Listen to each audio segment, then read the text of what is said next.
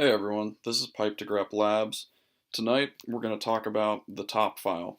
But first, before we do that, I've run a couple commands here just to take care of a couple little housekeeping things. So here's the versions for my master and my minions. I'm running Ubuntu 16.04 and I'm going to be running all the commands you see as root. Alright, so let's go ahead and get into it. So I've got a couple states here, a couple basic states. The SSH one just installs SSH, and then I've got an app conf one that is just a simple file.manage state. Alright, and one thing I want to point out right away, if you look once again in my serve salt directory, which I'm using as my file root space, I don't have a top file. And so one important thing to remember is you don't actually need a top file to do things in salt, and I'll show you right now just to confirm that. So I'm going to go ahead and run both the SSH states and the app conf state against both of my minions here, just to show you that this does in fact work even if there's no top file. So if you're brand new to Salt and you're wondering where the top file fits in or if you really need it, this is your proof. You don't actually need it, but we're going to show how it can be used and how it can be useful. Alright, so let's take a look at the top file in its current state. So we can do that with state.show top. Alright, and since there is no top file, basically there's nothing to show. So there's no states that are currently assigned to these minions. And the whole purpose of the top file, basically the main purpose, is it's a way to assign states to minions so that you can run all of those states during what is called a high state. And effectively, the high state is where you take any state that is assigned to a minion in the top file and you run that state on the minion. So let's actually go ahead and try to do that now and just see what happens. So the high state is run with state.highstate, or the newer way to do it is just state.apply. Both of those things do the same thing though. Alright, so let's try to run that. Alright, and sure enough, it fails here because there's no states assigned in the top file. Alright, so let's go ahead and start creating the top file. Alright, so here's a look at a way you can configure the top file. So what I've done here is I specified the base environment, alright, and so that's serve salt in my example up here. And then for my salt minion 1, alright, and you're just using the minion ID here. So for that minion, I'm assigning the SSH state, and then for salt minion 2, I'm assigning the app conf state. Alright, and it's as simple as that. So now let's try to run that high state again and see what happens here. Alright, so let's pull it up. Let's actually start with the show top. Alright, and sure enough, now you see which state is assigned to each minion. Alright, so now if we try to run the high state, or the state.apply, it should run whichever state or states are assigned to that minion. Alright, so sure enough, let's check it out. Salt minion 2, it just ran the state with the ID of demo state, which is the state that is within my app.conf file.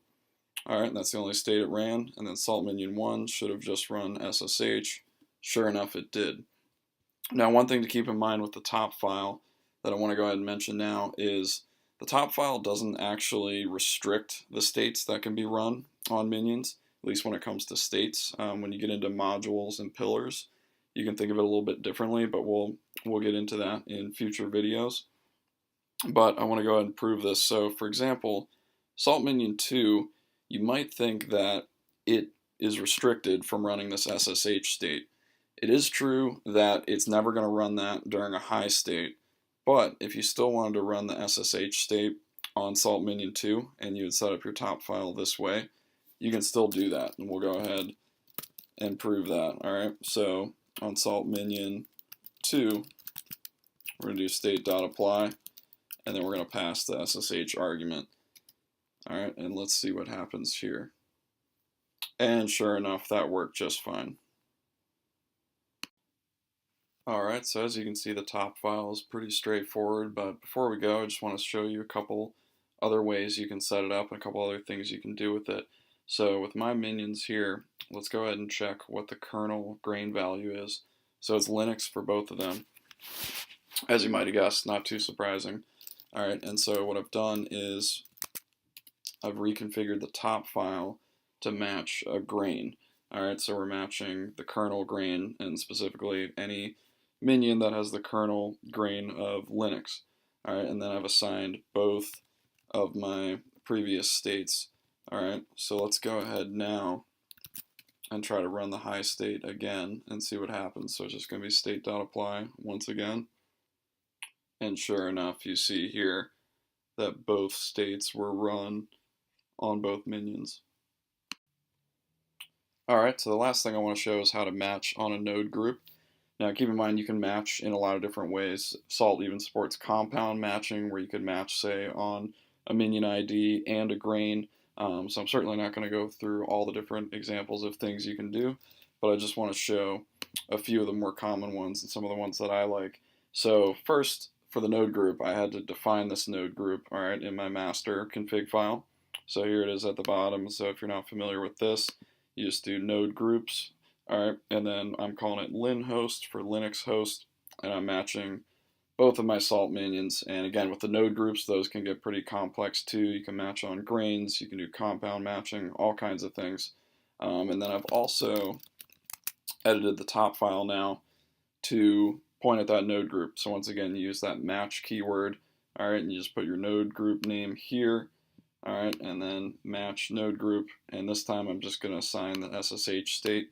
Now one thing I do want to point out is when you do this, I've noticed sometimes you need to restart the salt master, sometimes you don't, so it's probably good practice just to go ahead and restart it after you change like the master config file, for example. Usually you don't have to if you're just changing the top file. But like this video, for example, I didn't have to restart the master on anything I've showed so far until this one actually. So we'll go ahead and do that. And now let's just give it one more run. Let's do another high state. And it should match both minions since they're both in the node group of linhost. And then we should see the SSH state run on both of them. Alright, so it's pretty unceremonious at this point, but sure enough, here it is, just for the proof of concept. The SSH state runs once again. So that's it for this video. Please subscribe to Pipe to Grep if you're interested in more videos. I plan to talk about pillars next, salt execution modules, and I also want to get into the salt reactor, which is one of my favorite parts of salt. So stay tuned and have a good one.